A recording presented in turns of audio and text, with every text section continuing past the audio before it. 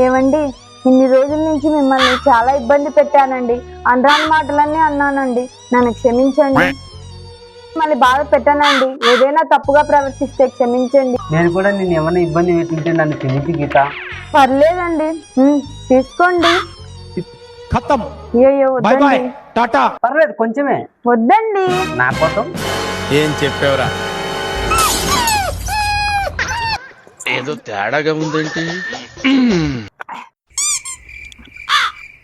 నీకు ముందుకు ఏమన్నావు? పుల్లలో పెట్టుకొని చూసుకుంటావా?